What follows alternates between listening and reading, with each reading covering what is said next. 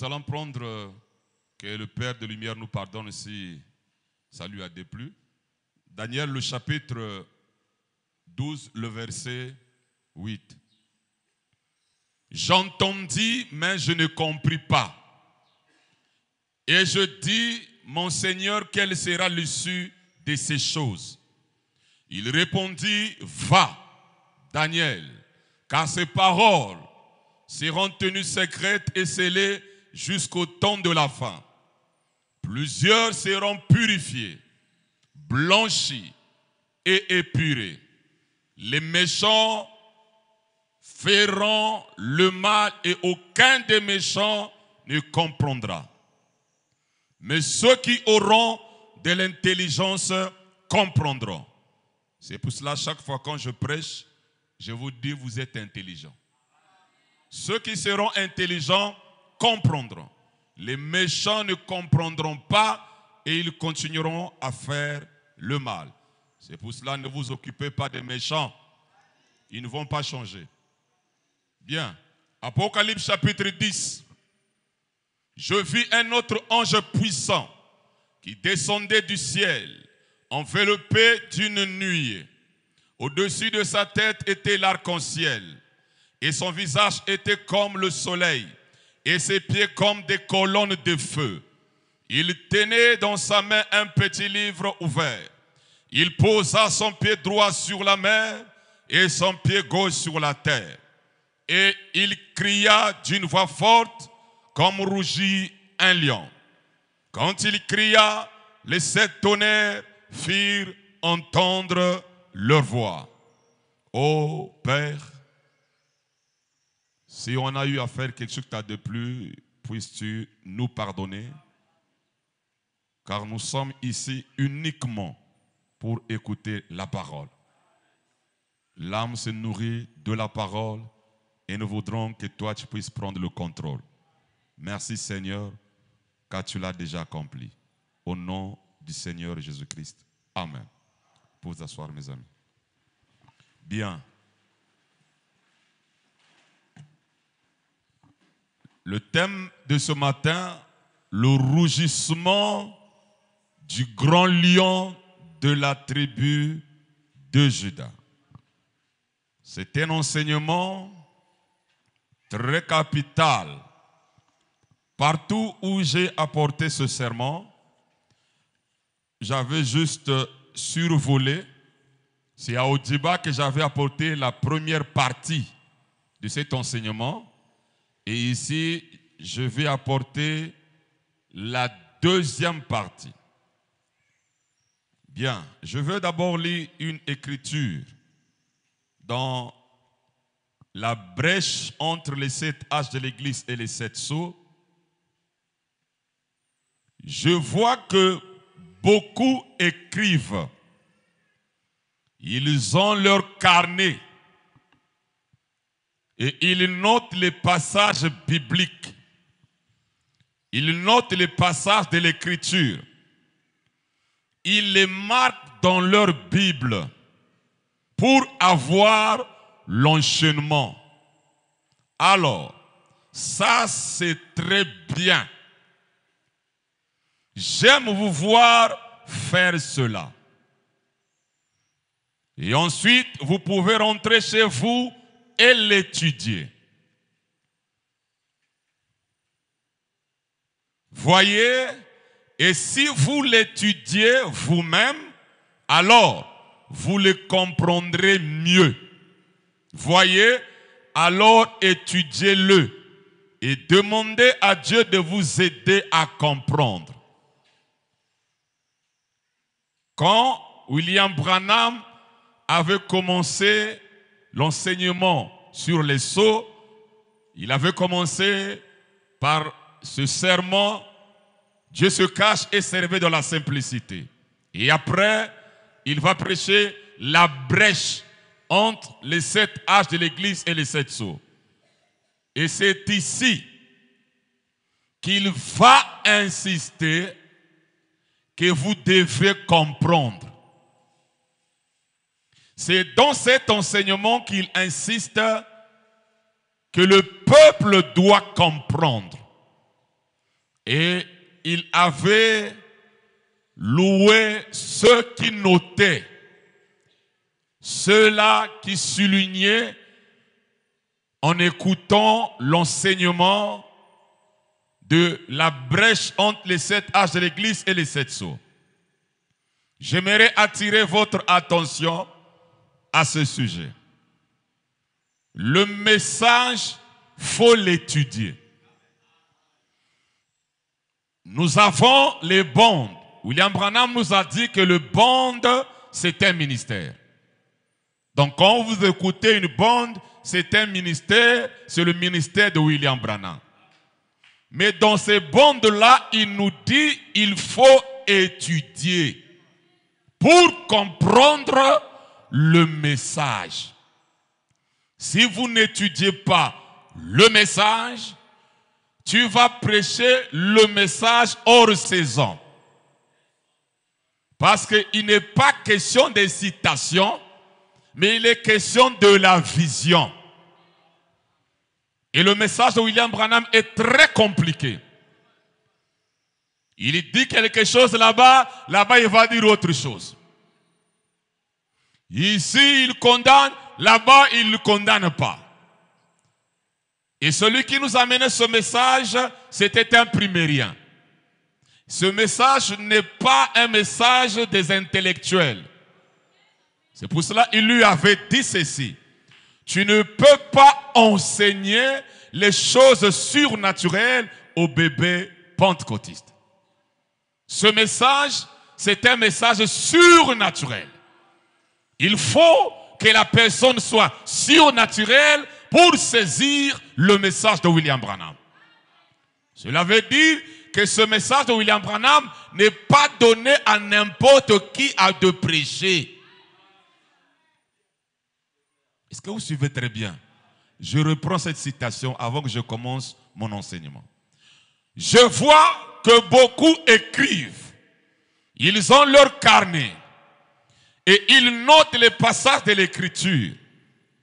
Ils les marquent dans leur Bible pour avoir l'enchaînement. Alors, ça c'est très bien. J'aime vous voir faire cela. Et ensuite, vous pouvez rentrer chez vous et l'étudier. Donc, après avoir écouté le message, rentre chez toi et étudie. Voyez? Et si vous l'étudiez vous-même, alors vous le comprendrez mieux. Donc, si vous n'étudiez pas le message vous-même, vous n'allez pas mieux le comprendre. Voyez? Alors étudiez-le et demandez à Dieu de vous aider à comprendre.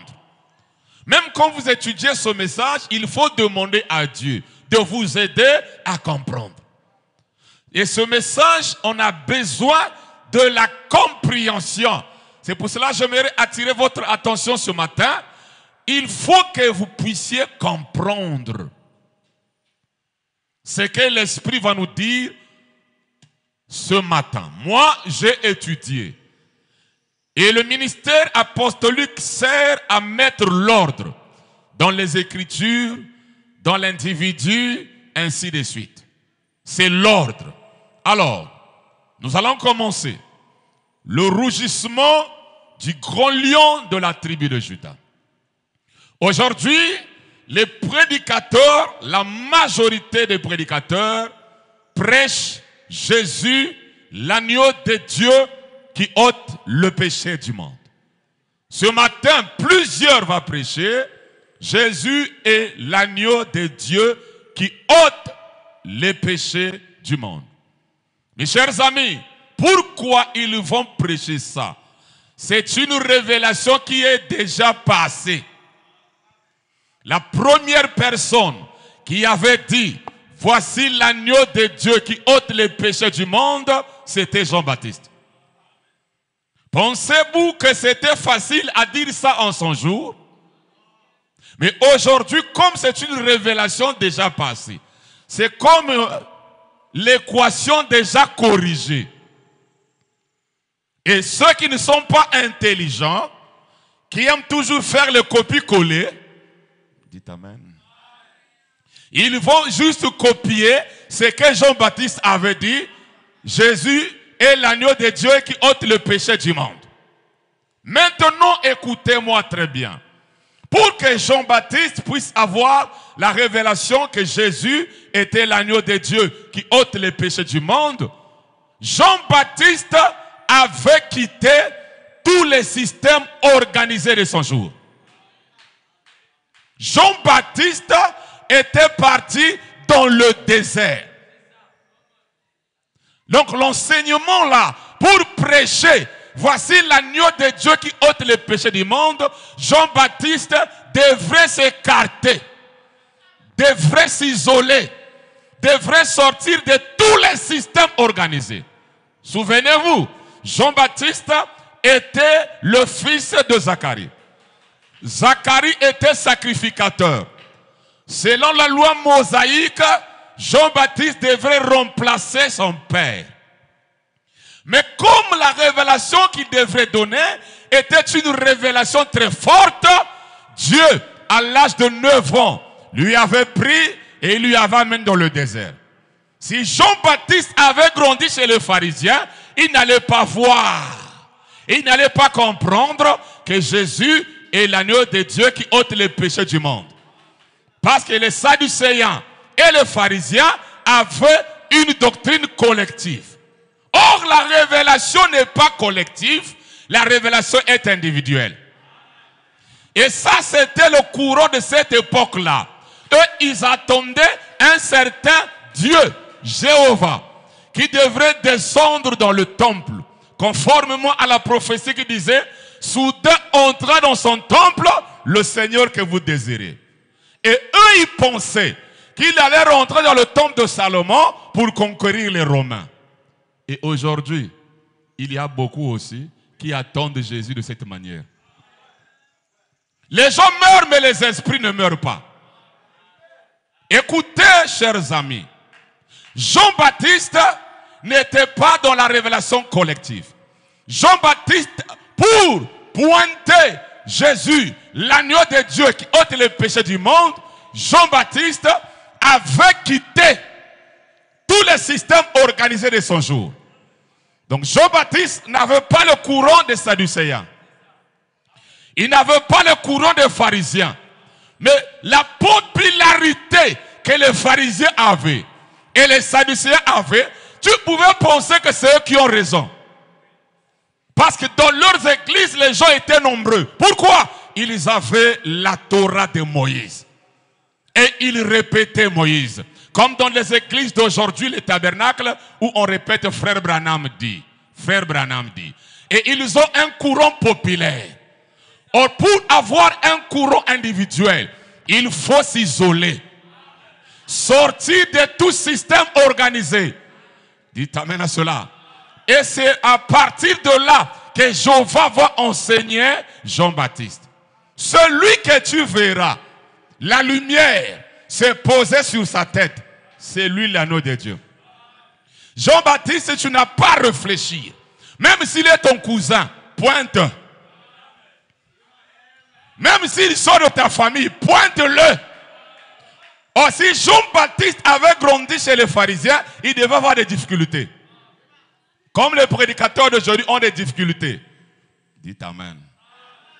Alors, quand Jean-Baptiste sort du désert, un homme qui n'avait pas d'organisation, un homme qui n'était pas dans le système ecclésiastique, va pointer, voici l'agneau de Dieu qui ôte les péchés du monde.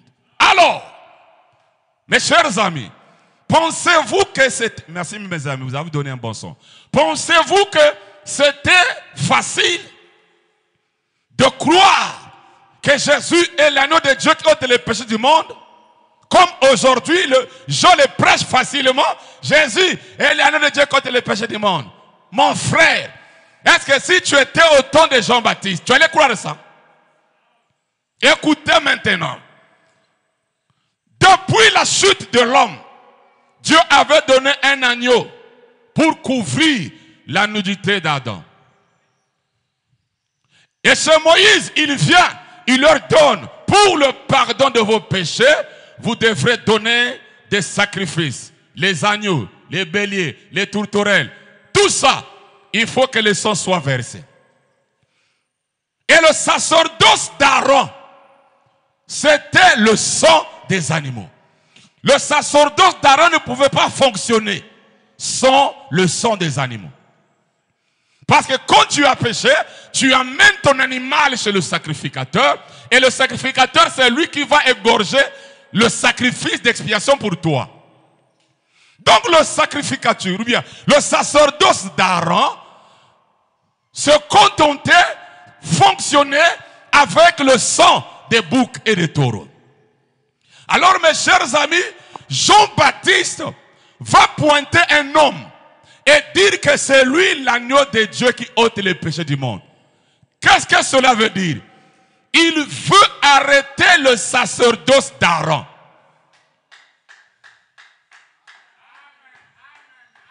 Pour dire que vous là, n'allez plus encore donner les sacrifices des animaux chez les sacrificateurs. Mes chers amis, c'était une trompette de guerre. Vous acceptez ça aujourd'hui parce que c'est le passé. Hein? Les gens sont habitués d'aller donner leur animal. Et toi, tu sors du désert, un homme qui ne brosse même pas les dents, qui n'était même pas à l'école, qui n'a pas suivi la doctrine de son père. Il va pointer un homme. Et l'homme là, c'est son cousin Germain. Qui va croire ça? Il dit, voici l'agneau de Dieu qui ôte les péchés du monde. Mes chers amis, cette position de Jean-Baptiste, c'était difficile parce que cela devrait changer de sacerdoce d'Aaron au sacerdoce de Melchisedec, aux intérêts des sacrificateurs, parce que les sacrificateurs, retenez ça, on va arriver. Les sacrificateurs, c'était leurs intérêts. Et lui, il vient pour arrêter les intérêts des sacrificateurs. Penses-tu que les pharisiens seront d'accord avec toi? Et les sacrificateurs, et les souverains sacrificateurs ne pouvaient que maudire Jean-Baptiste. Tu ne veux plus que les gens viennent nous considérer. Tu ne veux plus que les gens amènent le sacrifice. Ils pouvaient amener des citations de Moïse. Moïse avait dit quoi ici? Avec Jean-Baptiste, la dispensation avait changé.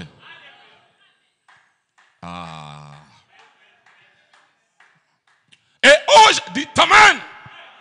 Et en pointant l'agneau de Dieu qui ôte les péchés du monde, cela avait changé beaucoup de choses.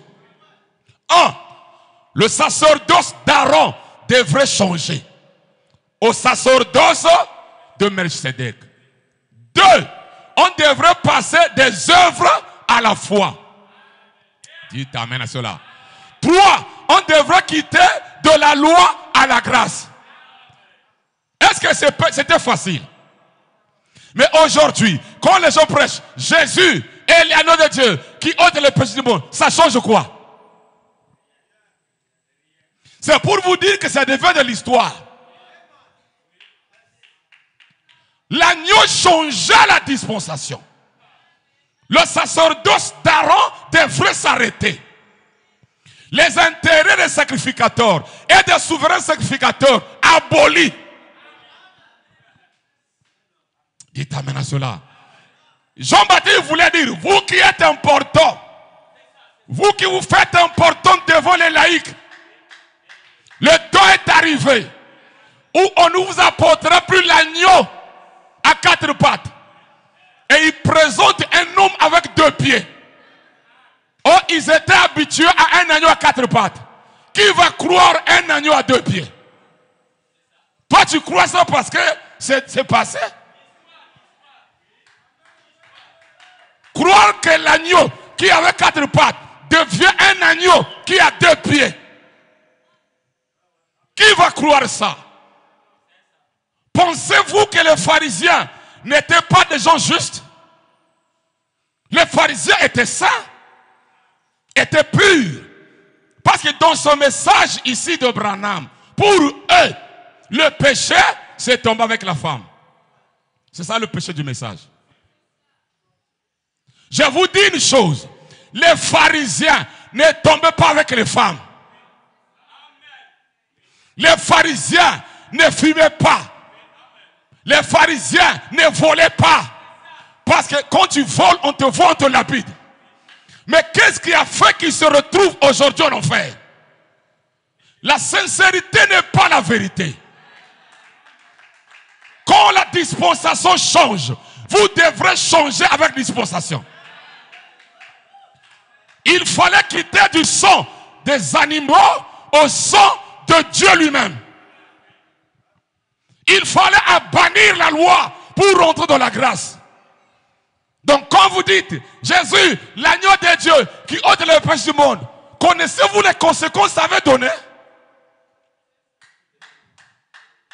Et le prédicateur ce matin, Jésus est l'agneau de Dieu contre le péché. Il a pardonné vos péchés. Connaissez-vous les conséquences? Arrêtez le parfum. Arrêtez le sang.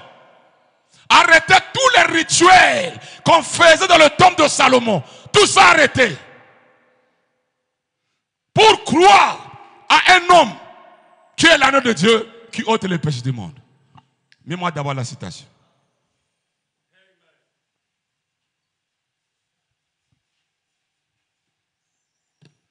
Oh, on croit le message. Quel message? Avec Jésus-Christ vient un changement de dispensation.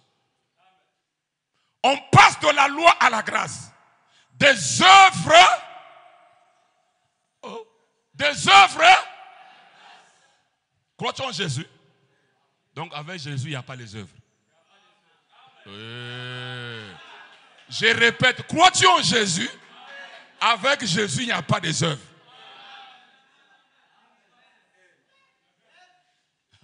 Maintenant, demandez-moi un message. On passe de la loi à la grâce. Des œuvres à la grâce. Or, dans le message, les gens présentent plus les œuvres. De quelque chose que vous faites à quelque chose que Dieu a fait. Vous vous fondez sur vos propres mérites ou vous vous fondez sur ses mérites à lui. Il y a eu un changement.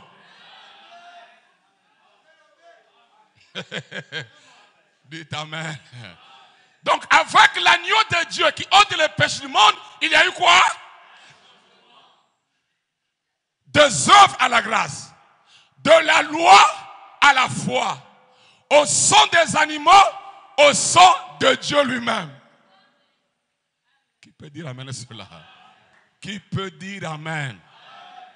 Donc l'agneau de Dieu changea les choses. Et ce n'était pas facile de croire que Jésus était l'agneau de Dieu qui ôte les péchés du monde. Comme c'est le passé, les prédicateurs, le diable les ramène au passé. Vous savez, il est dit dans la parole parlée. Quand vous prêchez un message passé, automatiquement vous devenez la fausse vigne. Pour être la fausse vigne, c'est prêcher un message passé. Et nous allons actualiser le message.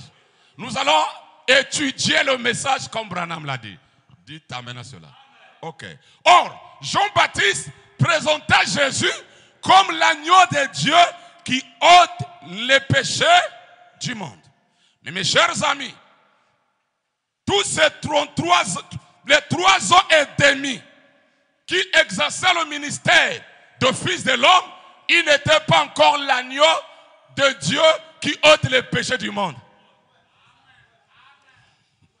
Mais suivez bien, je vais vous amener quelque part, vous allez comprendre. Jean-Baptiste, quand il a vu Jésus, il pointe. Pour lui, c'est fini. Que vous le voulez ou pas, il va arriver jusqu'à la croix. Parce que pour qu'il ôte les péchés, il faut au préalablement qu'il meure. Parce qu'il faut que le sang soit versé pour que le péché soit ôté. Est-ce que c'est clair? Mais Jean-Baptiste présenta déjà, voici l'agneau de Dieu qui ôte le péché du monde. Alors, à la croix, il cria, tout est accompli. Cela veut dire, les sacrifices des boucs, des taureaux, de toute oreille. Le pain sans levain. Tout ce qu'on faisait dans l'Ancien Testament, je suis l'accomplissement. Est-ce que c'est clair? Je suis, moi, l'accomplissement. Ok. Là, les églises dénominationnelles et les églises pentecôtistes prêchent l'agneau de Dieu qui ôte le péché du monde. Jésus. Partout, la plupart des prédicateurs, c'est ça qu'ils prêchent. Maintenant, nous allons entrer dans l'Apocalypse. Dans l'Apocalypse, il est l'agneau à 7 cornes et 7 yeux. Vous voyez? Ça change même. Dites Amen. Si toi tu ne connaissais que l'agneau de Dieu qui ôte les péchés du monde, dans l'Apocalypse 5, il est dit l'agneau qui avait 7 cornes et 7 yeux. Et l'agneau à 7 cornes et à 7 yeux est prêché dans le tabernacle. C'est le tabernacle au moins qui maîtrise l'agneau à 7 cornes et à 7 yeux. Alors mes chers amis, est-ce que tu as déjà vu un agneau avec 7 cornes? Tu as déjà vu un agneau avec 7 yeux? Ah, voilà. Apocalypse, livre des symboles. Donc si vous n'êtes pas surnaturel, vous n'allez pas comprendre le message. Écoutez-moi très bien. Il n'y a que 2 livres que le diable déteste. La jeunesse. Vous savez pourquoi? La jeunesse, c'est l'ensemencement. C'est là où on connaît les semences. Qu'il y a 2 semences. La semence du diable et la semence de Dieu. La semence de discorde et la semence de Dieu. Le blé est livré. Apocalypse, c'est le livre de la moisson. Voilà les 2 livres que lui déteste. Parce qu'il sait que dans la jeunesse, vous allez le découvrir. Que tous ceux qui sont sur la terre ne sont pas fils de Dieu. Qu'il y a 2 semences. Et dans l'Apocalypse, c'est la moisson. Nous voyons, c'était seulement livré. Quand vous prêchez l'Apocalypse, c'est là où la vraie nature des gens se manifeste. Ce sont les 2 livres que le diable déteste. Alors, nous sommes dans l'Apocalypse. 7 yeux, 7 cornes. Quel est cet agneau qui a 7 yeux maintenant? Là, on ne dit pas l'agneau de Dieu qui ôte le péché du monde. On dit un agneau qui a 7 yeux et 7 cornes. Et nous allons étudier ensemble. Les yeux signifient quoi? Et les cornes aussi signifient quoi? Alors écoutez mes chers amis. Apocalypse, livre des symboles. Les yeux, ce sont les 7 messagers. Les cornes, ce sont les 7 âges de l'église.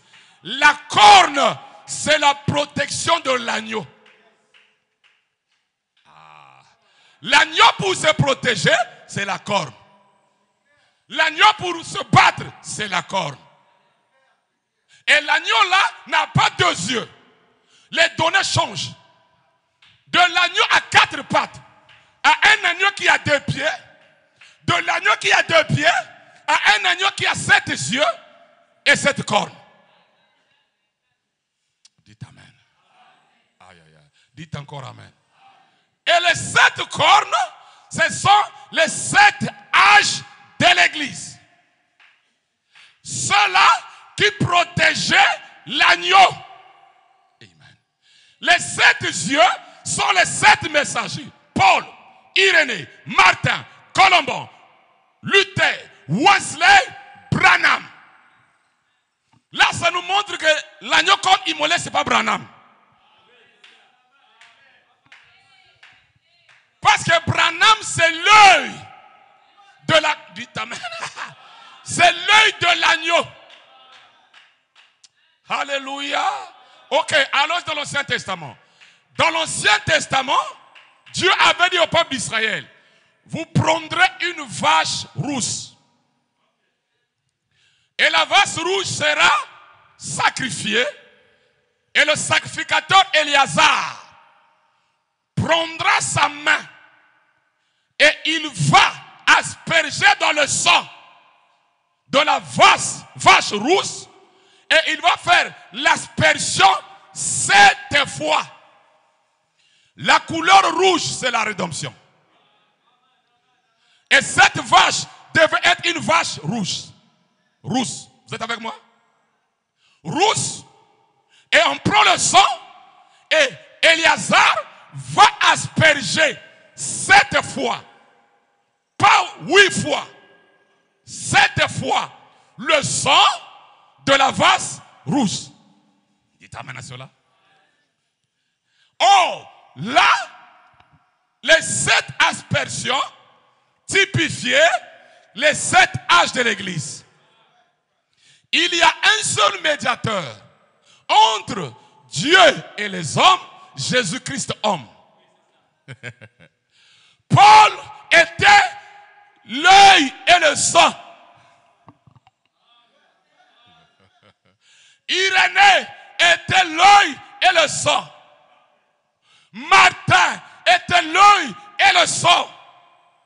Jusqu'à William Branham. On appelle ça aussi les 7 trônes de miséricorde. Les 7 âges de l'Église. 7 trônes de miséricorde. 7 yeux de l'agneau. 7 corps de l'agneau. Ah, dites amen à cela. Dites encore amen à cela.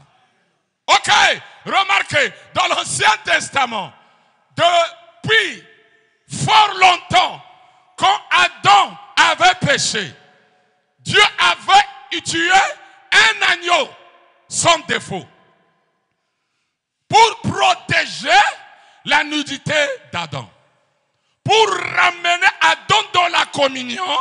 Amen. Or, Adam, au départ, n'avait pas besoin d'intermédiaire. Mais après sa chute, Dieu a tué volontairement. Adam avait essayé avec ses œuvres, ça n'avait pas marché. Adam était parti faire le feu de figuier. Quand le soleil avait frappé, ça avait séché. Quand vous allez faire votre tabernacle, ce sont les feuilles de figuier. Vous faites les feuilles de figuier. Le soleil frappe, ça sèche. Pour vous montrer quoi? Vos efforts ne pourront pas rentrer dans la rédemption. Il fallait que Dieu tue un agneau innocent à la place d'Adam pour le ramener. Or, avant le péché, il n'y avait pas un agneau à immoler. Vous êtes avec moi? Vous êtes avec moi? Et cet agneau préfigurait Jésus. La vache rousse préfigurait Jésus. Les 7 aspersions du sang préfiguraient les 7 âges de l'Église. Vous êtes avec moi? Et jusque-là, nous sommes au temps de la médiation. Quand vous avez l'agneau comme immolé, dites-vous, le livre est fermé et vous êtes au temps de la médiation. Avec l'agneau à 7 cornes et 7 yeux, on ne fait même pas moisson du livre. Dites amen à cela. Dites encore amen. Citation. Suivez-moi très bien. Les 7 cornes, c'était les 7 églises.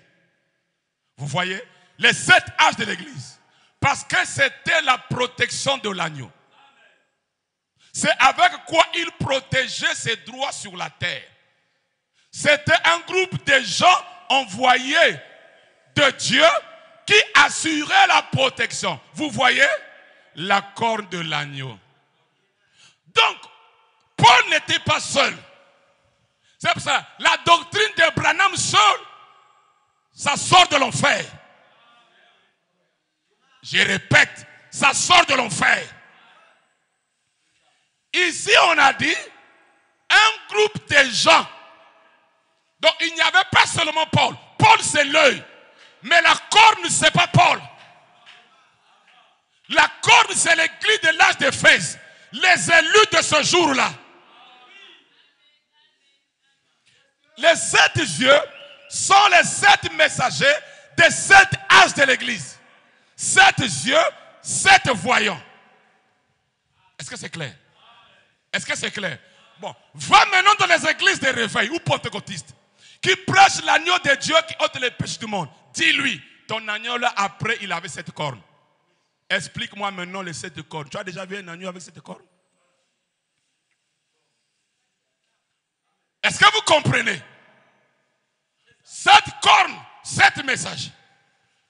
Ce n'est pas un animal qui avait 7 cornes. Non, c'est le symbole. 7 trônes de miséricorde. 7 aspersions de sang. C'est le don de médiation. C'est le don d'intercession. Dites Amen. Naaman, qui était le lépreux, on lui avait dit de se plonger dans le Jourdain combien de fois? Donc pour avoir la purification, il faut 7. Ah, dites Amen à cela. Or la lèpre, c'est le type de quoi? Du péché. Et il s'est plongé 7 fois.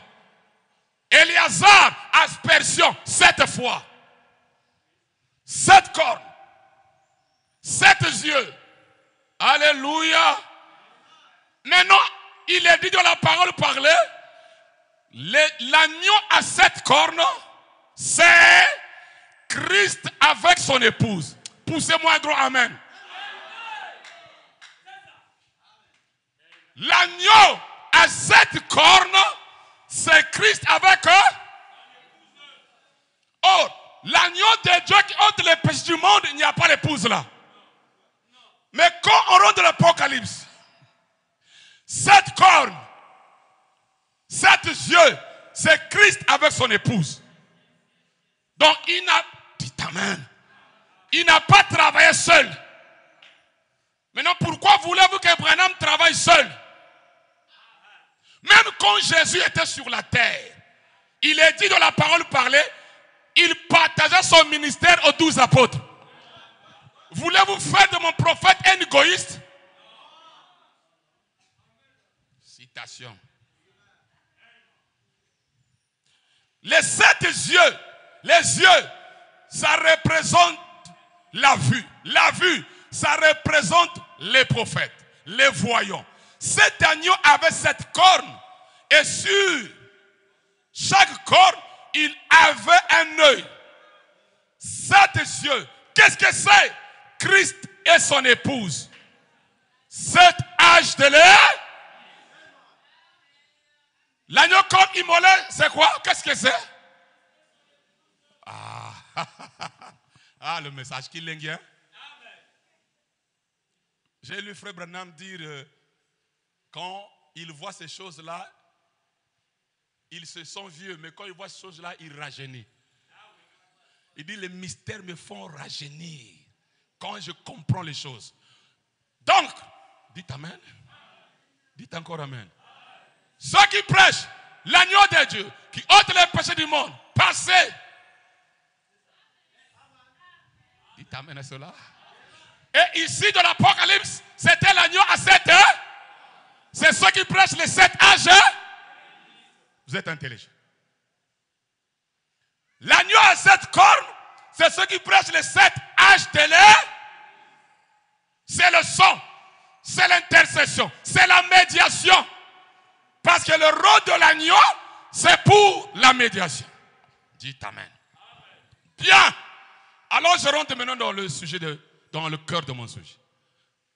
Dans l'Apocalypse, chapitre 5, un ange cria, qui est digne d'ouvrir l'olive et d'en rompre les seaux. La Bible dit, personne dans le ciel, sur la terre, sous la terre, n'était digne d'ouvrir le livre ni le regarder. Je répète, un ange dit livre et de rompre les sceaux. C'est que les sceaux sont dans le livre. Les sceaux, ce n'est pas le livre. Dites Amen. Qui est digne de prendre le livre qui est digne d'ouvrir le livre et de rompre les sceaux dans le ciel, sur la terre, sous la terre, personne ne te dit.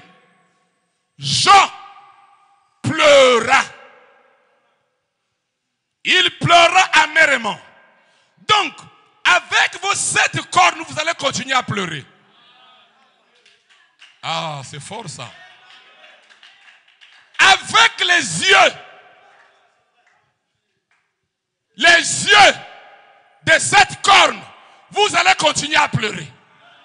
Parce que là, on ne parle pas du livre. Il est en train de faire quoi? La médiation. C'est pour cela que vous voyez les chrétiens, ce sont des lamenteurs. Ils sont là suppliés.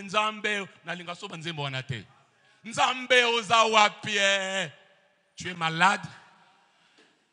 La Bible dit, je serai avec vous et en vous. Jusqu'à la fin du monde. C'est au cours des âges que les gens pouvaient crier. C'est pour cela que Dieu bénisse les séraphins du livre ouvert. Les Sébastien, les Odilo MNK, les Aimé, les Sarah, les Amélia, qui chantent le livre ouvert. Charles Wesley ne pouvait chanter que ce qu'ils avaient à leur jour. Et la plupart des cantiques que l'Église chante, ce sont les cantiques des baptistes et des luthériens. Mais eux n'avaient pas le livre ouvert. Et dans les tabernacles, ils continuent seulement avec ça. Oh non, Branham aussi avait chanté ça. Il dit ceci, les erreurs ont été corrigées.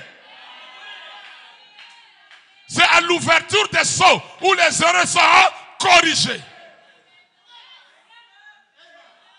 Suivez-moi très bien. L'enseignement d'aujourd'hui, c'est pour réveiller votre âme. Qui est digne? Jean pleura. Jean, c'est le type de l'épouse. Il pleura parce que personne n'était digne. J'aime l'ancien. L'ancien dit à Jean, ne pleure pas. Le lion de la tribu de Juda a vaincu pour ouvrir le livre et rompre les sceaux. Là, ce n'est plus un agneau.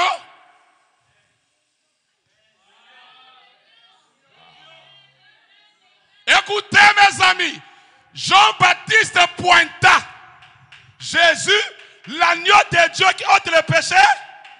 Or, pour ôter le péché, il devrait mourir. Mais Jean-Baptiste avait déjà vu l'accomplissement. Et l'ancien aussi, nous avons besoin des anciens qui maîtrisent les dispensations. On n'a pas besoin des anciens du bêta-bêta. Un ancien qui vient vous faire pleurer, boyaye. Un ancien doit vous dire ne pleure pas. Et pour que tu ne pleures pas, on doit te montrer la dispensation du lion. Jean ne pleure pas. Le lion de la tribu de Juda a vaincu pour ouvrir le livre et rompre les sceaux. Voilà. Là, ce n'est plus un agneau. Là, c'est un lion. Et qui pointa le lion? L'ancien. Parce qu'il y avait 24 anciens.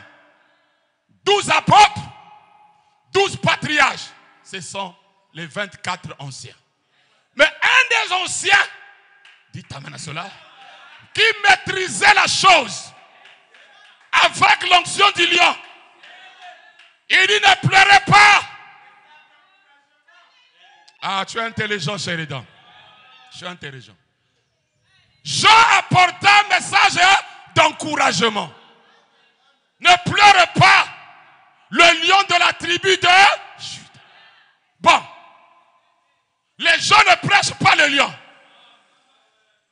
Ils lui prêchent l'agneau de Dieu qui ôte les péchés du monde. Les églises, les tabernacles, l'agneau a 7 ans. Beaucoup continuent qu'on est là. Vous allez être toujours martyrisé par le diable. Parce que l'agneau ne revendique pas ses droits. Même si on vous tue, l'agneau regarde.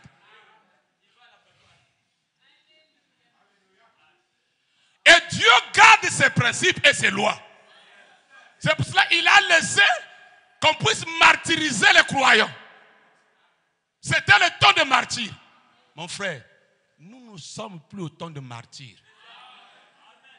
Ce qui est yindi, faut au kotana combat.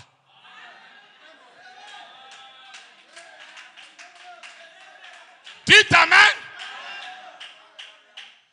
Nous ne sommes plus au temps de martyr. Ah non, non, non, non, non. Non. Non. On ne doit pas vous martyriser. N'acceptez pas aussi que les pasteurs, les dignitaires puissent vous martyriser. Quand quelqu'un vient vous martyriser, montrant que lui a la chair, c'est lui qui va au ciel. Vous là, vous irez en enfer. Est-ce que toi qui prêches là, tu iras au ciel? Prêche les mystères aux gens. Encourage le peuple de Dieu. Nous avons besoin des anciens. Un ancien qui encourage. Qui doit arrêter vos larmes. L'ange céleste apporte le message d'encouragement. Et si vous ne prêchez pas le lion, vous serez des gens qu'on va amener à l'abattoir. C'est pour cela que nous ne sommes plus des brebis. Le temps des brebis terminé. Parce que la brebis, on doit l'enlever la laine, on lui bouffe tout ce qu'il a, on fait se croquer. Non! Nous sommes des lionceaux. Nous sommes des lionceaux. Et Yindi. Il est dit dans la parole parlée, c'est le temps de test de force. Et l'agneau qui pleurait dans l'Apocalypse, le lion a les yeux comme des flammes de feu. Un lion, les yeux comme les flammes. Hein? Ah, cela veut dire qu'il n'est plus l'agneau. De sa bouche sort une épée aiguë. Le feu sort de sa bouche. Or, l'agneau ne fait pas sortir le feu de sa bouche.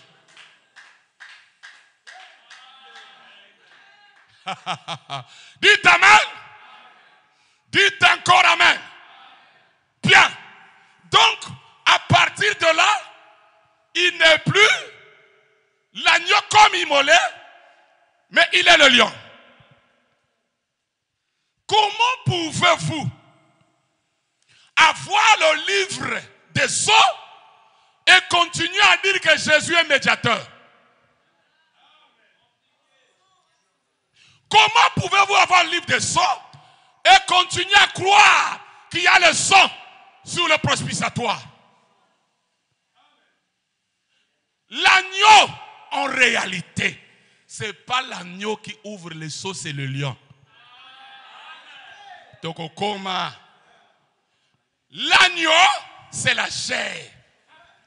Il est dit dans la parole parlée, pour avoir un parole rédempteur, du tout puissant qu'il était, il s'est fait un homme. Du tout puissant, un homme. Donc, l'agneau, c'est la chair de Dieu. Mais le lion, ce n'est pas la chair. Le lion, c'est la théophanie de Dieu. C'est pour cela, les gens qui n'ont pas vu le changement, ils veulent voir l'agneau là, la seconde venue, l'agneau. Ils vont voir, moi, nous autres, on peut faire un mukeboy. Bon, ceux qui ont... Ah, c'est vraiment... C'est malheureux, quoi. Quand même on dit qu'on le rencontrera dans les airs. Les airs là, ce n'est pas les nuages ici. C'est la 4e dimension. C'est vraiment malheureux. L'agneau, c'est la chair. Quand je dis l'agneau, Jésus pouvait mourir parce que c'est l'agneau. Il y a une écriture où il est dit, c'est Dieu qui mourut à la croix. C'est ça l'agneau, la chair. Mais le lion, ce n'est pas la chair. Le lion, c'est la théophanie. Dites amen. Mettez-moi d'abord la citation et puis on va mettre le schéma. Après, je rentre dans le cœur. Je vais rentrer dans le cœur de mon message. Suivez. Et maintenant, l'agneau s'avance de médiateur entre Dieu et les hommes qu'il était, il devient. Et quand il devient un lion, il prend le. Ce sont ses droits. Dieu les détenait, le mystère, mais maintenant l'agneau arrive. Est-ce que vous comprenez? Donc, vous ne pouvez pas avoir le livre ouvert si longtemps il n'y a pas un changement. Dès que l'agneau là, qui était l'intercesseur, qui était le médiateur, prend le livre, automatiquement il change. Il devient le lion. Donc on commence. L'agneau de Dieu qui ôte les péchés du monde. L'agneau comme immolé. Et la fin, qui essuie nos larmes. Qui nous réclame. Qui revendique ses droits. Oh, allez dans des églises dites du message, qui n'étudient pas le message. Ils prêchent soit l'agneau de Dieu qui ôte les péchés du monde. Deuxièmement, l'agneau a 7 corps et a 7 yeux. Quand vous prêchez le lion de la tribu de Juda, cela veut dire l'intercession a pris fin. Et c'est la seconde. C'est pour cela, ceux qui ne croiront pas la seconde venue, je vais arriver, ne seront pas enlevés. C'est le lion. Écoutez, dans la pyramide, ou non, dans les zodiacs, le premier signe du zodiac, c'est quoi? La Vierge. Il devrait venir en tant qu'agneau par la Vierge. Et le dernier signe du zodiac, c'est quoi? Et il est dit dans la parole parlée, la Vierge, la première venue, le lion, la seconde. Bon, votre seconde venue chinois, là, vous avez trouvé ça où? Selon la pyramide, il y a la pierre angulaire, n'est-ce pas? Et il y a la pierre de. La pierre angulaire, c'était l'homme Jésus. Pierre avait dit, Jésus est la pierre rejetée par vous qui bâtissez. La pierre angulaire. Et la pierre de fête, c'est toujours lui. Bon, comment serez-vous adopté si la pierre de fête n'a pas coiffé la pyramide? Et la pierre de fête, il est dit dans la parole parlée, c'est la seconde. La pierre angulaire, c'est la chair. La pierre de fête, c'est la théophanie. L'alpha, c'est lui l'oméga. Dites amen à cela. De Ruben à Benjamin. C'est toujours lui. Amen. Si votre âme dit amen à ceci, quelque chose va se passer. Je vous assure, quelque chose va se passer. Écoutez. Schéma. Dis-moi d'abord le schéma. Bien. Notre projecteur projette bien, donc ça doit être clair. Il n'y a pas le bâton? Ah, vous avez oublié. Bien. Ici, nous sommes à l'est. À l'est, c'est l'agneau qui ôte le péché du monde. Mais pour que le péché soit ôté, il devrait mourir à la. Bien. Après sa mort, il y a aussi la vache rousse. On prend le sang. Nous avons ici 7 messagers. 7 âges de lait. Très bien. L'agneau comme un. Ça, c'est l'agneau comme, hein? L'agneau comme immolé. C'est Christ avec son épouse. C'est clair. Est-ce que c'est clair? Bien. Et après, nous avons l'ouest, le lion, le grand lion de la tribu de... C'est cette nuée ici. Et quand William Branham présentait la nuée, il avait dit c'est exactement comme ça. Voyez-vous ses yeux? Voyez-vous son nez? Voyez-vous sa barbe? C'est notre Seigneur là. Wow! C'est pas le Seigneur la chair, mais le Seigneur la théophanie, qui est le grand lion de la tribu de... Oh! Pour que les seaux s'ouvrent, il faut d'abord que le 7e seau s'ouvre. Et c'est ça même le 7e seau. Dites amen à cela. Donc il fallait que ça puisse venir. Ça. Et Branham va prêcher les 7 sceaux au Branham Tabernacle. Est-ce que c'est clair? Bien. Ici, et les catholiques, et les protestants, et les Nzambe Malam, et les Capek sont ici. Qui ôtent les péchés. Ici, dans les tabernacles, vous allez voir, ils aiment les chandeliers.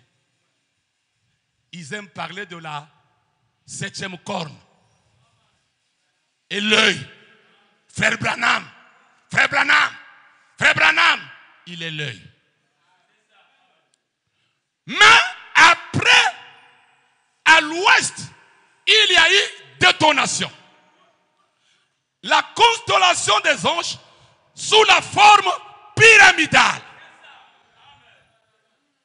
Et c'est ça qu'on appelle la tête. Et il est dit dans la parole parlée, on a photographié les 7. Il est dit dans la parole parlée, nous avons la réponse à Satan. Parce que l'agneau est ici. Parce que le sol est ici. Parce que la tête est... Il est dit dans la parole parlée, quand la pyramide sera coiffée, alors les fils et filles de Dieu auront l'autorité de retirer tout le pouvoir de Satan. Avec l'agneau comme immolé, vous n'avez pas l'autorité. Mais c'est avec le lion de la tribu de... Et vous remarquerez dans les tabernacles, il y a quoi? Ici, et avec la photo, avec la lumière. Nous avons la vie éternelle. Grâce à cet être qui est venu. Être glorieux. Qui est venu. Et qui a disparu d'une manière...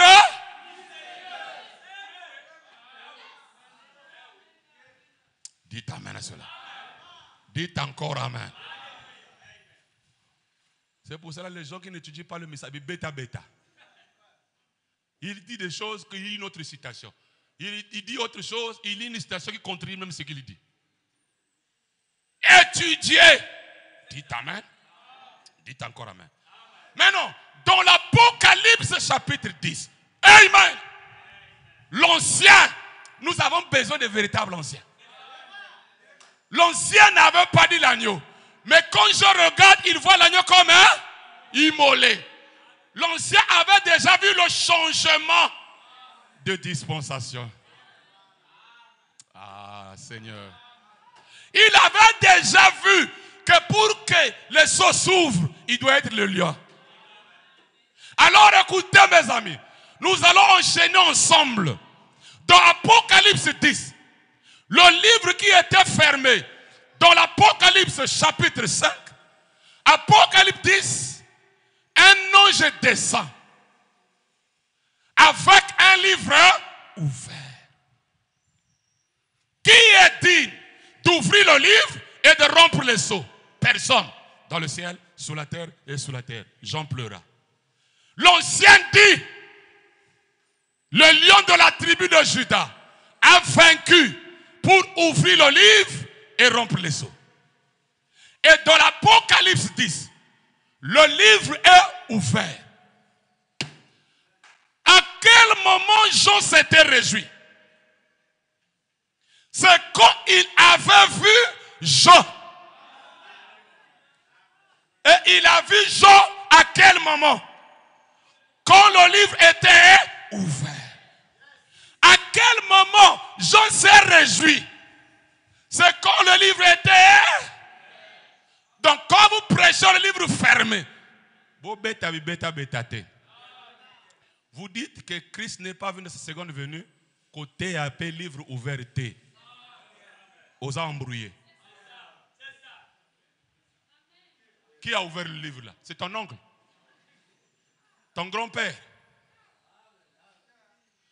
C'est lui-même Christ qui vient ouvrir le livre. Et c'est à ce moment-là qu'il y a les réjouissances. C'est pour cela que quand on prêche les mystères, vous vous réjouissez.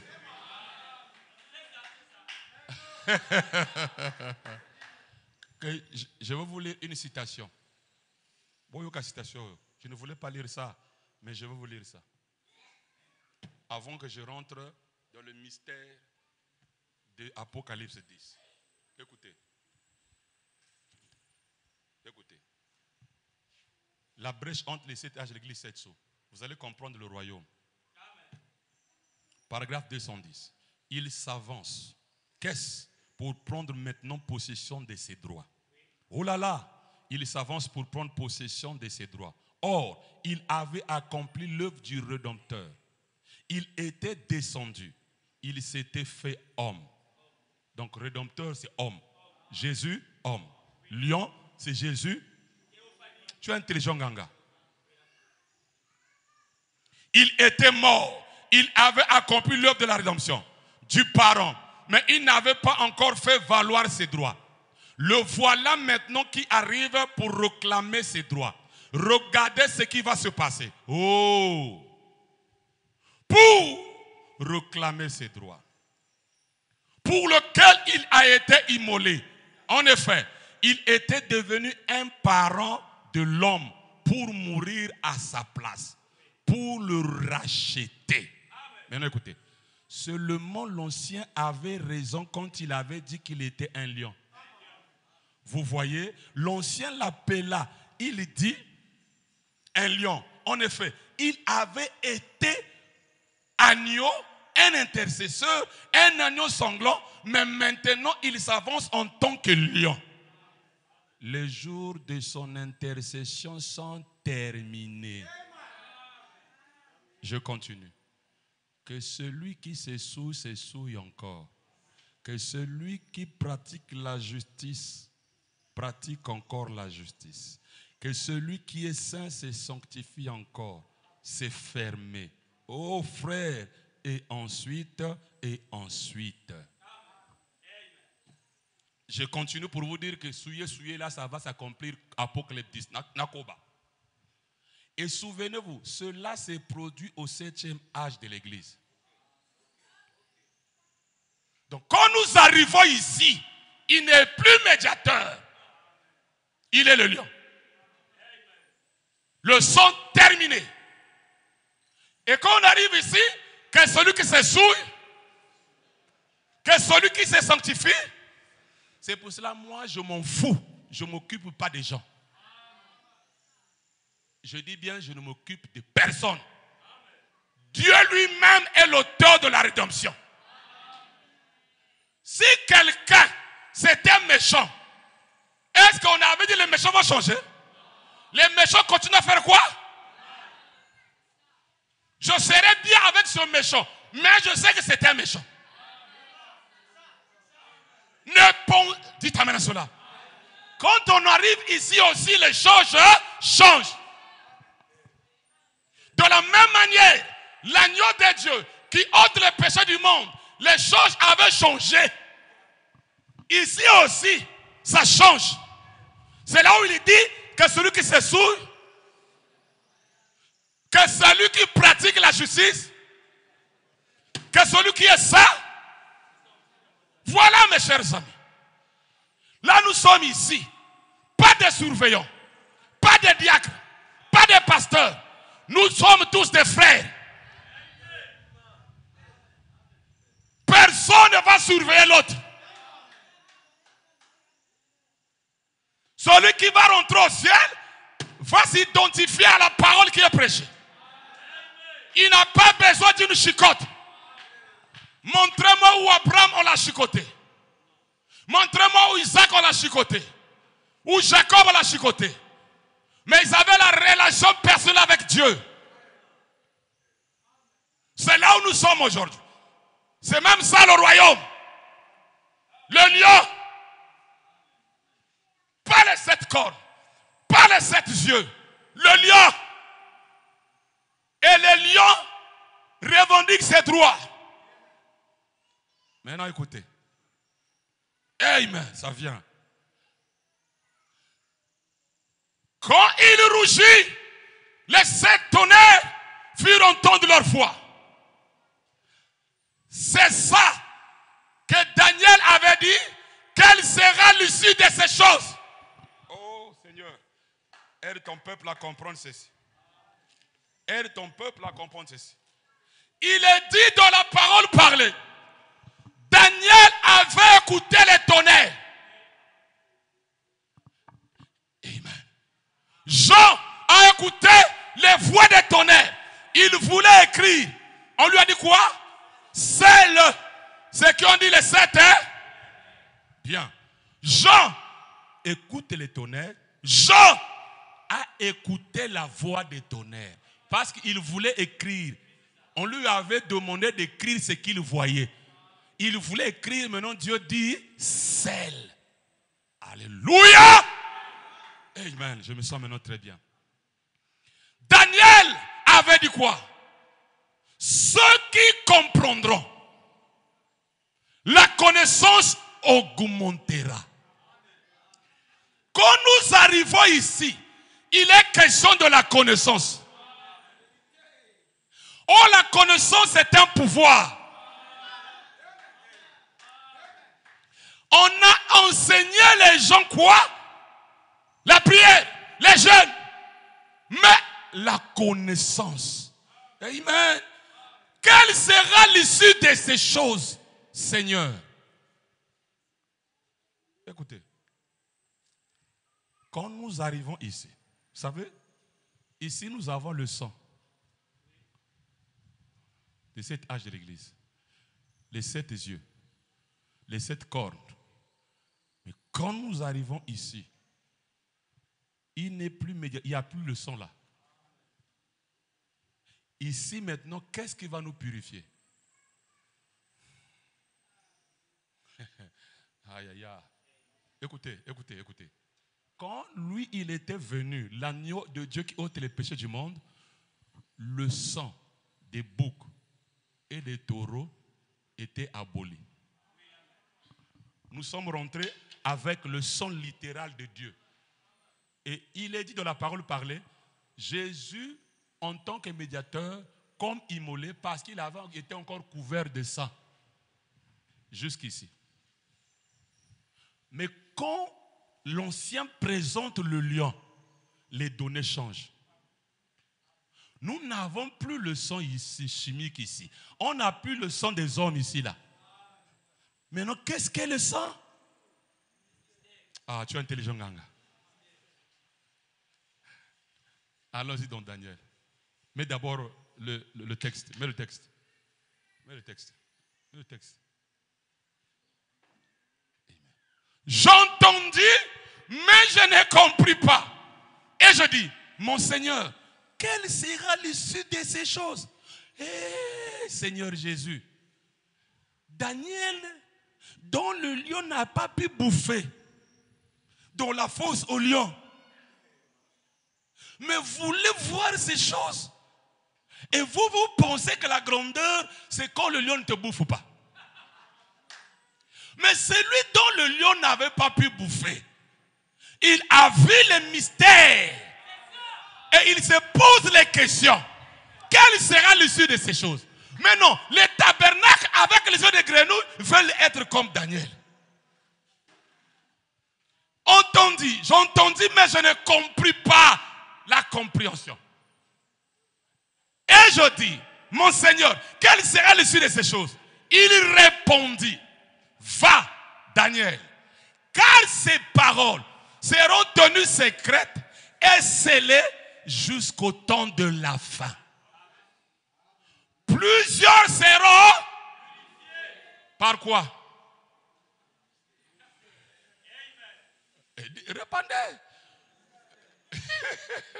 Vous voyez que votre son ici change. Plusieurs seront blancs et les méchants feront le et aucun des méchants ne comprendra. Mais ceux qui auront de l'intelligence comprendront.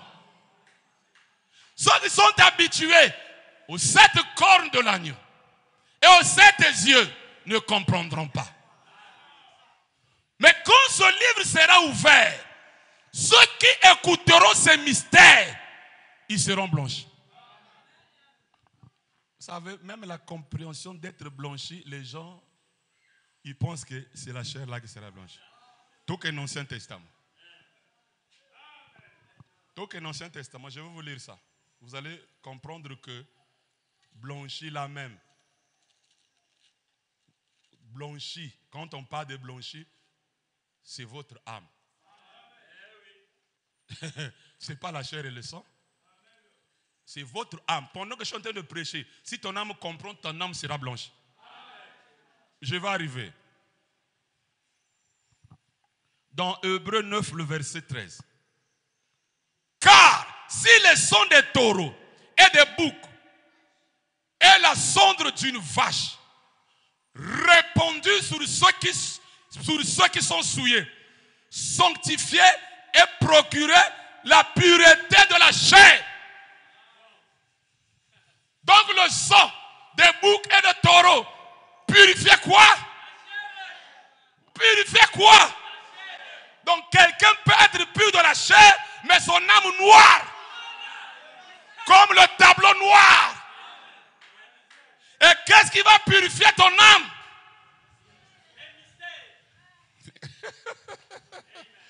Alléluia. Il est dit dans la parole parlée, même votre nom, vous écoutez le nom par le mystère. Or, pour écouter le nom, il fallait que le mystère soit révélé. Et ceux qui refusent le mystère n'étaient pas dans le livre de vie de l'agneau.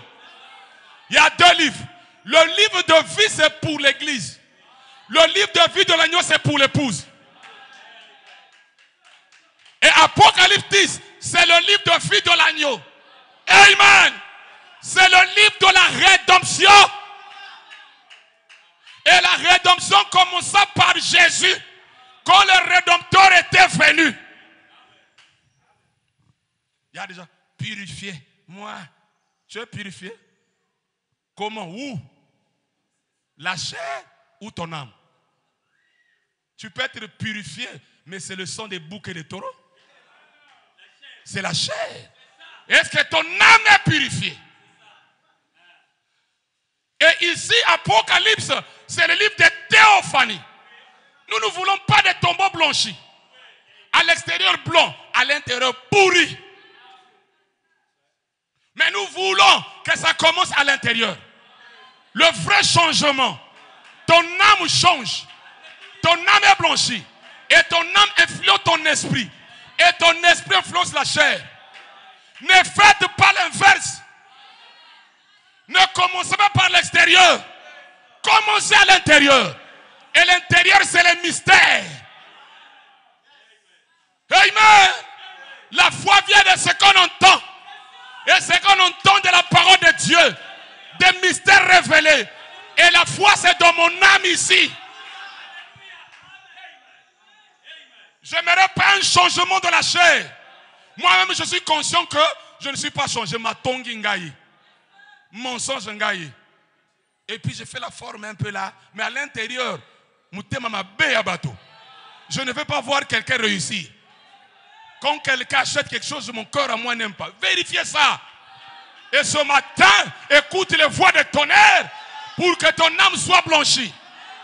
Je ne connais pas ce qu'on appelle jalousie, moi. Je ne connais pas ça. Je ne connais pas ce qu'on appelle complexe d'infériorité ou supériorité. Je suis ce que je suis. Je m'en fous des autres. Chacun doit jouer sa partition. Chacun est unique dans son genre. C'est là où nous sommes, mes amis.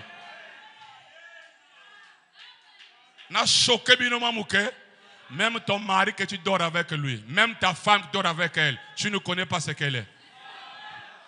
Si Dieu ne te le révèle pas. Tu ne connais pas. Je te le dis, tu ne connais pas.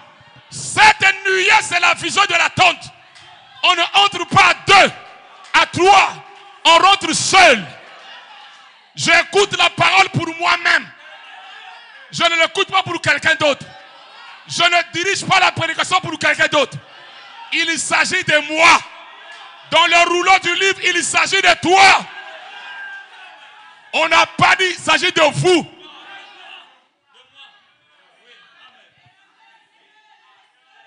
Dites amen. Dites encore amen.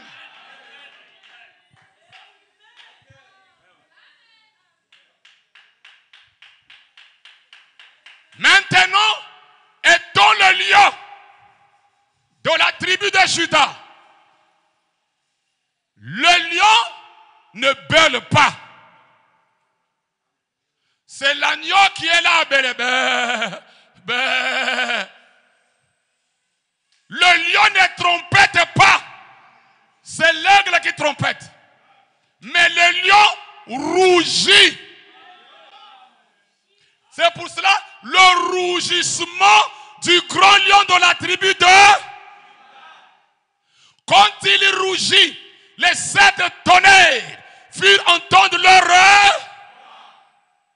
Daniel n'avait pas compris cela. C'est que ce sont des paroles.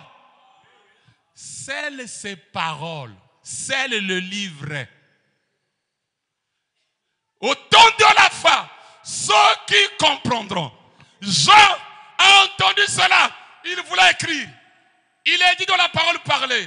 La voix lui dit, non, n'écris pas. Ils seront achoppés. Scelle. C'est pour cela qu'il avait scellé ce qu'il avait vu. Dites amen. Ah, le message. Quand j'étais en train d'écouter Frère Branham, c'est fort le message. Le message, vraiment, il faut une grâce. Dans la brèche, Frère Branham va dire que les sceaux et les tonnerres, c'est autre chose. Les sceaux sont autre chose, les tonnerres sont autre chose. Écoutez, écoutez. Quand William Marion Branham commença à prêcher les sceaux, il ne connaissait même pas le premier sceau. Quand il prêche le deuxième sceau, il ne connaissait pas le troisième sceau. Quand il prêche, Natanga. C'est pour cela, tu peux lire quelque chose ici, tu peux dire que oui, les tonnerres et les sceaux, c'est deux choses différentes. Parce qu'au début, quand il commençait, il ne comprenait pas. Bateta, est-ce que c'est vrai? Oh, Zolo, peut vraiment qu'un message. Branham ne comprenait pas. Écoutez, la brèche, paragraphe 19. En effet, je ne sais pas ce qu'il en est du premier cavalier. Je ne sais pas ce qu'il en est du deuxième, du troisième, du quatrième, du cinquième, du sixième, ni du septième saut. Jusqu'ici, je ne sais pas. Voyez, je compte seulement sur lui. Alors, c'est pour ça que je vais tâcher cette semaine, si la grâce de Dieu me vient en aide, parce que je crois que si vous comprenez profondément. Premier saut, là il prêche la brèche. Il ne maîtrise pas le premier saut. Tu es intelligent. Il va prêcher ça demain, il ne connaît pas. Il vient prêcher le premier saut. pour le deuxième saut, il ne savait rien. Maintenant, il veut prendre la vision de la déflagration. Il a commencé. L'ange lui a interdit, dit que ça, tu vas parler ça le dernier jour. Le message ici, là, il faut étudier. Ça, bibeta beta. Tu vas prêcher ça le dernier jour. Et c'est le dernier jour que Frère Branham avait compris les tonnerres. Parce que chaque jour qu'il prêchait le sceau, un ange devrait venir lui interpréter ça. Beaucoup de gens ont présumé, même lui-même l'avait dit, au cours des âges j'ai présumé. Présumer veut dire s'aventurier sans autorité. Je peux vous aider? Moi, Bateta, Samson, Jonas, et vous, nous avons plus de connaissances que William Branham avant l'ouverture des sceaux. Oh. Oh. Parce que ce que lui, il disait ici, là, nous ne pouvons plus dire ça. Parce que ça a été corrigé. Ah, c'est fort, hein? Ah, Seigneur Jésus. Bon, écoutez, je vais terminer par ceci. Daniel entend les tonnerres, il n'a pas compris. On a dit, seul. Au temps de la fin, ceux qui comprendront, c'est aujourd'hui.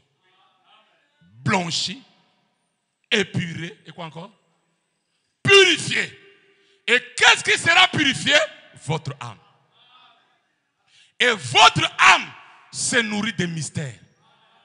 C'est juste un moyen de vous conscientiser. Amen, amen, amen. Alors, ce que Daniel n'avait pas compris, toi, tu dois le comprendre ce matin. Le lion a rougi et les 7 tonnerres firent entendre leur voix. Et il est dit dans la parole parlée, sans les 7 tonnerres, vous n'aurez pas la foi de l'enlèvement. Les 7 tonnerres, c'est le réveil de l'épouse. Bon. C'est que c'est à nous de chercher à connaître qu'est-ce qu'est le tonnerre. Sans les tonnerres, quand le lion rougit, c'est les tonnerres qui sont fait entendre. Et Jean voulait écrire. Or, nous n'avons pas besoin de tonnerre, on a besoin de voix. Un tonnerre, c'est la voix de Dieu. Et Jean devrait sceller 7 tonnerres. Dites amen. Et les 7 tonnerres, ce n'est pas la philosophie. Quand on arrive à l'Apocalypse chapitre 10, 7e sceau, c'est là où il dit, quand on a ouvert un premier sceau, il y a eu un être vivant qui avait dit, viens et vois. Un tonnerre, un message. Mais ici, avec nous, un tonnerre, 7 messages. Ah, Seigneur Jésus. La Bible disait, seuls ceux qui ont dit les 7 tonnerres, à la voix du 7e ange, quand il sonnera la trompette, le mystère de Dieu s'accomplirait. Oh, beaucoup dans ce message, ils aiment la voix du 7e ange. La voix du 7e ange n'est pas le tonnerre. Pour avoir le tonnerre, vous avez besoin du mystère de Dieu. Et qu'est-ce qu'est le mystère de Dieu? Le mystère de la piété gros. Dieu s'est fait chair. C'est ça le 7e sceau. Donc, alléluia. C'est pour cela, le dernier messager devrait être un prophète. Parce que la parole vient au prophète. Les 6 messagers, ou les 5, n'étaient pas les prophètes. Paul était prophète et Branham était prophète. Mais lui, c'est le dernier. Lui, quand il sonne la trompette, il prend son message, il termine. C'est là où le mystère de Dieu s'accomplit. Et c'est le mystère qui révèle les mystères. Bien. Voulez-vous être enlevé? Voulez-vous être enlevé?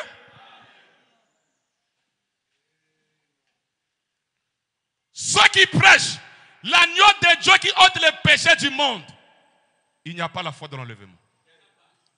Ceux qui prêchent l'agneau comme immolé, il n'y a pas la foi de l'enlèvement. Voulez-vous être enlevé? Vous êtes obligés de comprendre les voix des tonnerres. Est-ce que tu es un lionceau? Parce que quand le lion rougit, d'autres bêtes taillent la zone. C'est le lionceau qui avance. Qu'est-ce que les 7 tonnerres, Frère Bateta? C'est pas moi. William Branham va répondre. Les 7 tonnerres, ce sont les révélations contenues dans les 7 sceaux. Les 7 tonnerres, ce sont les vérités mystères divinement révélées.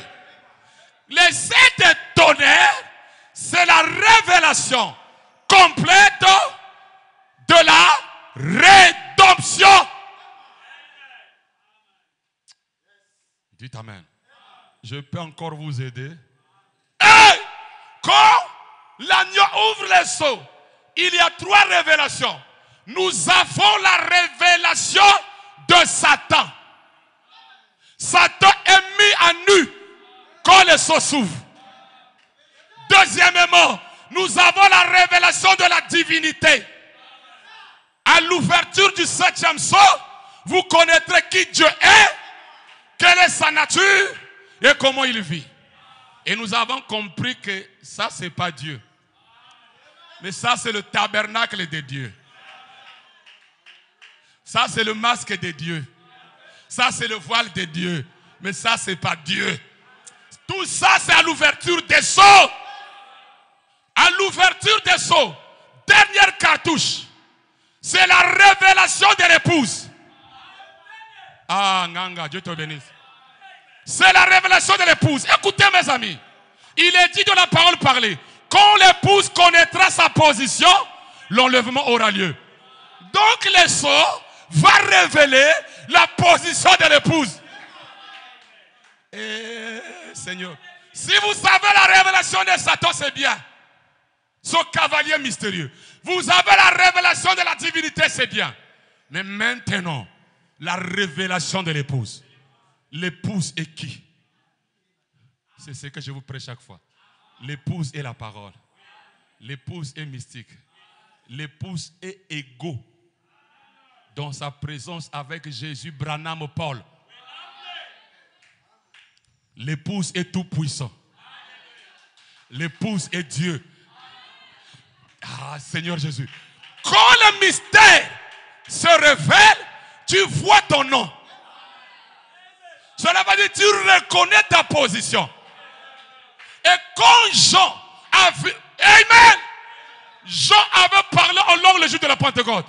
Jean avait reçu le Saint-Esprit. Mais quand le livre était encore fermé, il pleura. C'est que ce qui est important, ce n'est pas le parler en langue. Ce n'est pas les prophéties. Jean avait guéri ce boiteux-là qui était à la porte à Pénabel. Mais il pleura. Mais quand il a vu le livre ouvert, il a vu Jean. Il a reconnu sa position. Alléluia. Alléluia. Jean ne s'était pas réjoui quand il avait vu quelqu'un assis sous le trône. Jean ne s'était pas réjoui de cet ange-là, Élie, qui lui montrait tout ce qui s'est passé.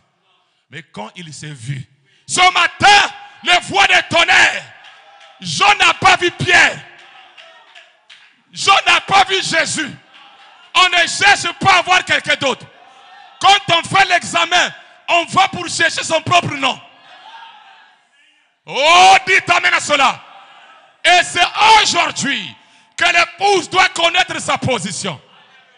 C'est pour cela que j'insiste de prêcher l'épouse. J'insiste de vous valoriser. Ne vous sous-estimez pas. C'est vous la voie finale. Tu as une force en toi que tu n'as pas encore activé. Tu es Dieu. Dieu là, c'est pas ta chair. Commence à te concentrer. Sois conscient. Alléluia. La mère aigle n'avait rien ajouté chez le petit aiglon. Mais la mère aigle avait conscientisé l'aiglon. C'est Apocalypse 10. Dites Amen. Je prépare le sermon de dimanche prochain si je vois le Père de l'humain nous parle. Nous prendre garde. Ça sera terrible. Écoutez mes amis. Ne vivez pas sous vos privilèges. Vivez selon vos privilèges. Toi, tu n'es pas dans la loi. Tu n'as pas des œuvres. Tu comptes sur ce que la nuit a fait. Et toi, tu es ici. Dites Amen. Amen. Je vais froisser le diable. Je vais lui donner un coup de poing. Quand le diable vient de présenter tes manquements, présente-lui l'œuvre de la croix. La citation nous dit, on doit regarder ce que Jésus a fait pour nous. Ce qui fait que tu sois faible, parce que le diable te montre tes manquements. Et ça t'affaiblit. Même toi, dis-lui, oui, c'est moi. Il a versé le sang pour moi. Et les voix des tonnerres ont purifié mon âme. Et il faut lui parler. Quand il parle de la pensée, parle-lui. Peu importe ce que tu vas me dire. Les voix des tonnerres ont blanchi ma théophanie. J'ai la révélation de qui je suis. Et je te connais, toi le diable. Tu es un bluffeur. Tu es un trompeur. Tu as l'arc, mais tu n'as pas de flèche. Alléluia. Dites à Satan, tu as l'arc, mais tu n'as pas de flèche.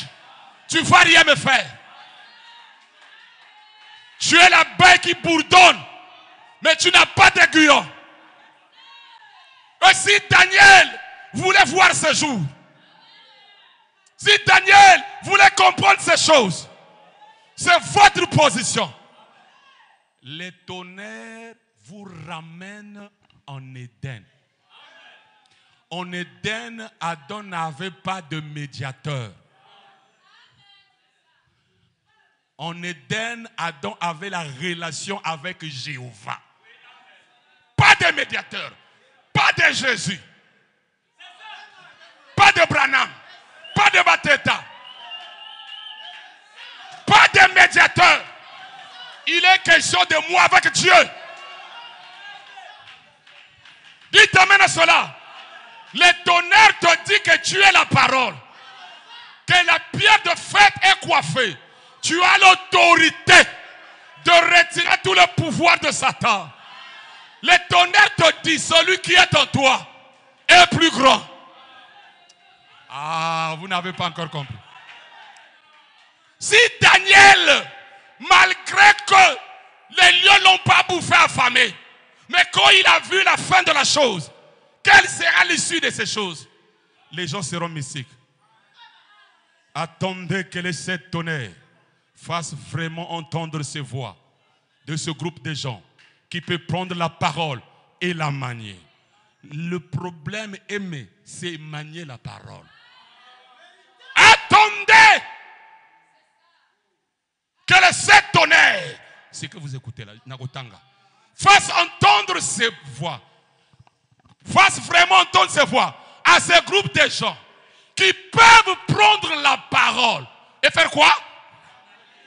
Ils pourront couper, trancher, faire ce qu'ils veulent.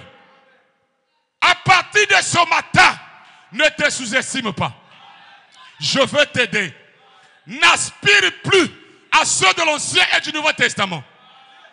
Veux-tu aspirer à quelqu'un? Aspire à Branham. Parce que Branham, c'est lui qui a goûté le 3e poule. Mets-moi d'abord les stations, nous allons terminer. Non, les stations. Dieu dévoilé. Les 7 tonnerres, c'est les révélations contenues dans les sceaux. Point barre. Les 7 tonnerres, ce sont les vérités, mystères divinement révélés. Les 7 tonnerres, c'est la révélation complète de la rédemption. C'est les révélations qui étaient dans les sceaux. Vous êtes avec moi? Et qui apporte cela? Le lion. Ce n'est plus le temps de pleurer. Qui pleurait ici? Tu as le droit. Je vais vous donner un témoignage. Le frère Babela, au village, il va prêcher à Mbokalefini. Alors, quelqu'un qui avait les francs congolais, parce que là-bas, il y a les francs congolais et le franc CFA. Il est venu pour faire la monnaie. Ils ont fait la monnaie. Après, il est encore revenu. Le frère, là où il avait laissé l'argent perdu. Ils ont cherché de 4 heures, 5 heures, 3 heures, 5 heures, 4 heures, 6 heures. Ils appellent Babela. Babela dit, ah, c'est comme ça. Babela va rappeler à Dieu. Il dit, toi le Dieu du juge Bateta, qui avait ramené la pièce d'identité au Cameroun, qui était perdue. Il a parlé et c'est revenu. Toi le Dieu qui avait ramené le sac qui était là où il y avait les documents, dans le train c'était parti, mais tu les as ramenés. J'aimerais que cet argent revienne à sa place. Après, il coupe le téléphone. Donc, il parle comme ça, ses frères, il coupe. 30 minutes après. Parce qu'au village, quand l'argent se perd, on amène les gens au charlatan. Parce qu'il y avait des charlatans, pour aller consulter qui a fait ça, et tout, et tout, et tout. Le frère a dit, non, moi j'ai un pasteur. Il va parler. 30 minutes après, le frère va retrouver l'argent là où ils ont cherché pendant 5 heures ou 30 minutes. Ah, vous acclamez même pas. Écoutez, tout le village Mbokale fini. Quand il est parti là-bas, et le chef du village, ils ont dit, qui a fait ça? Il me dit, juge, on m'a reçu là-bas comme Jésus. Tout le monde me regardait. L'argent est revenu à sa place. On n'est pas parti voir un charlatan. Parce que nous sommes dans le 3e testament. Quand Dieu fait quelque chose, et tu es dans la même condition, rappelle-moi ce Dieu-là. C'est là où je vous ai dit, commencez par Branham et cherchez un autre frère. En qui Dieu fait quelque chose. Oh, dites amen à cela. Parce qu'aujourd'hui, ce n'est pas l'agneau de Dieu qui ôte les péchés du monde. Ce n'est pas l'agneau comme immolé. C'est quoi? Et le lion revendique ses droits.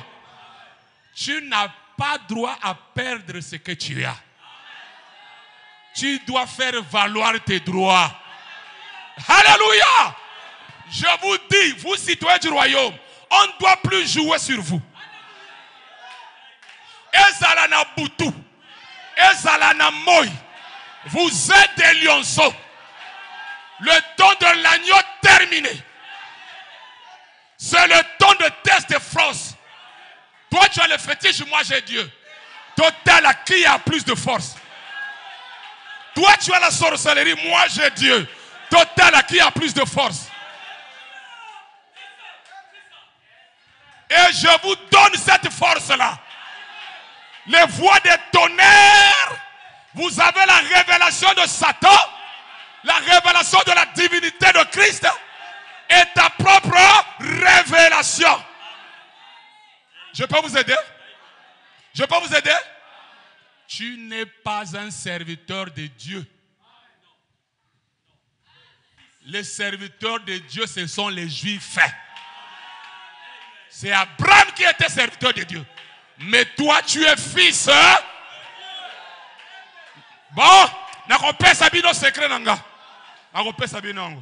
Quand même j'ai prié pour le frère Kaël, pour le concert. Vous savez ce qu'il disait?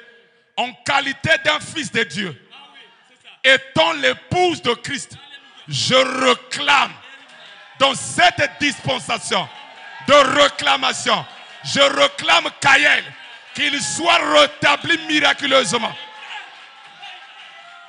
Parce que c'est le temps de réclamer.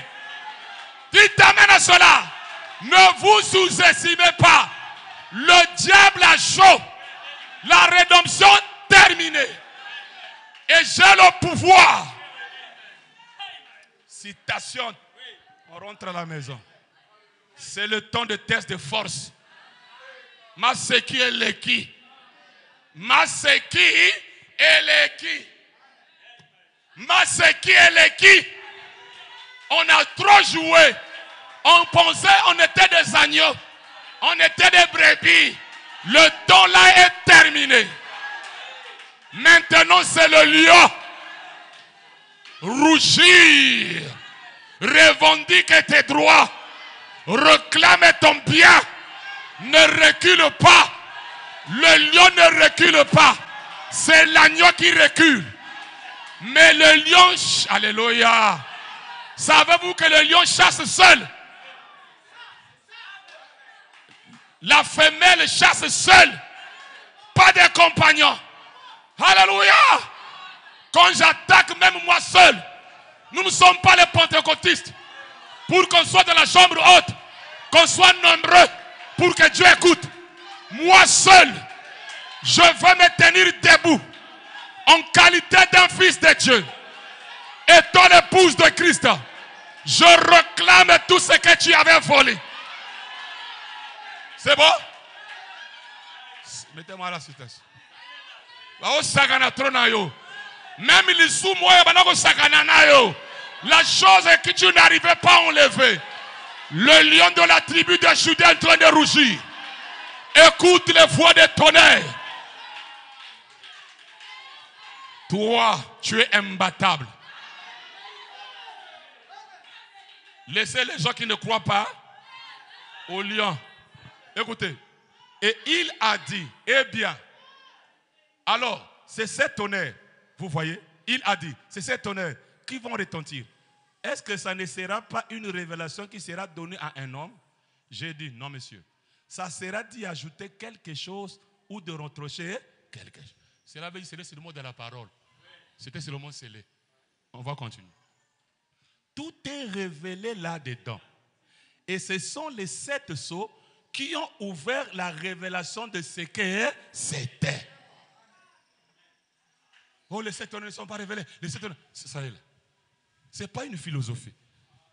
Tout était révélé quand les sceaux sont ouverts. C'est au 7e sceau que Branham avait compris que les tonnerres, c'était simplement les révélations contenues dans les sceaux. Deuxième citation. Alléluia, alléluia. Question. Les 7 tonnerres qui correspondent à 7 mystères ont-ils déjà été révélés? Qui correspondent à quoi? Ont-ils été révélés? Ont-ils été révélés dans les 7 sceaux? Mais sans que jusqu'ici, ils nous soient encore connus comme étant les tonnerres. Madame dit non! Déjà, ils refusent ça. Ils ont été révélés dans les 7 sceaux. Ah! C'est à ça que les tonnerres s'est rapporté.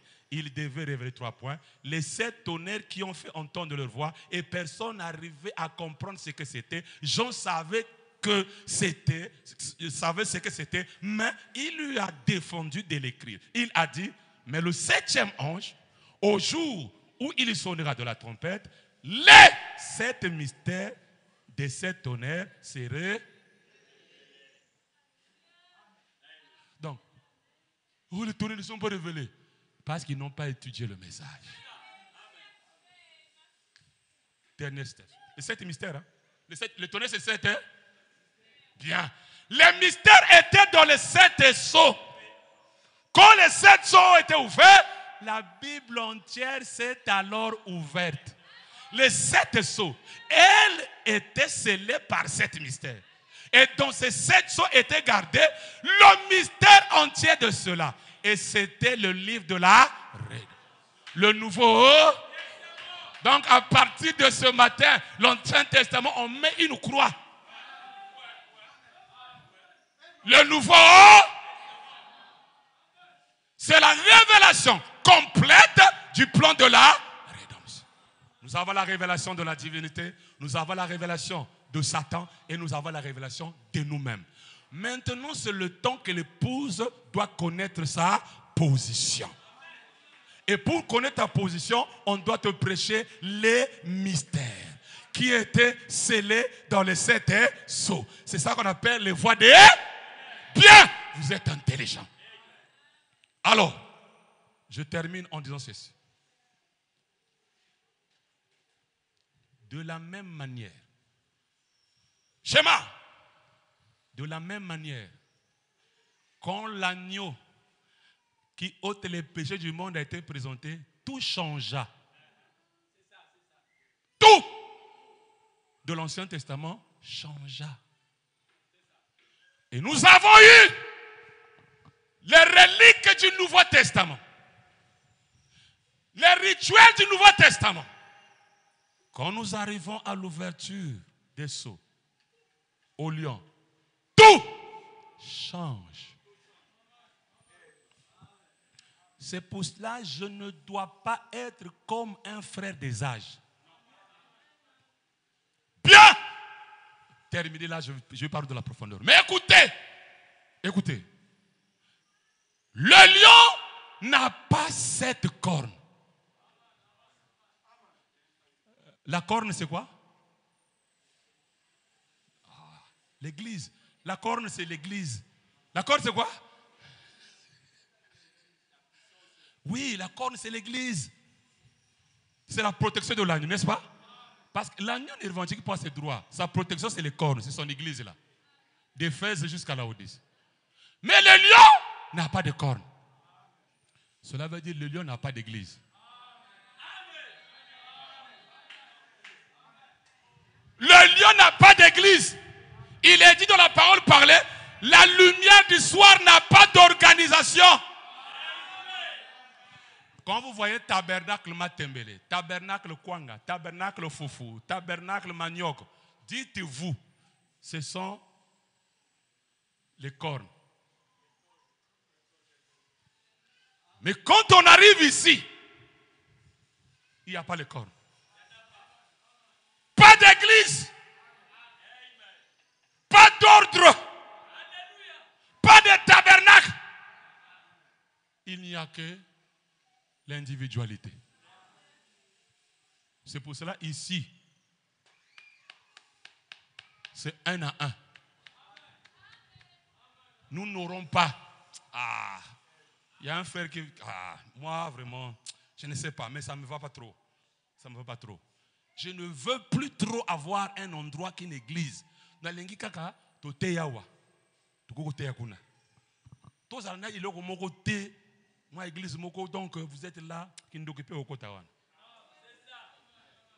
Qu'est-ce que tout? Le lion n'a pas de cornes.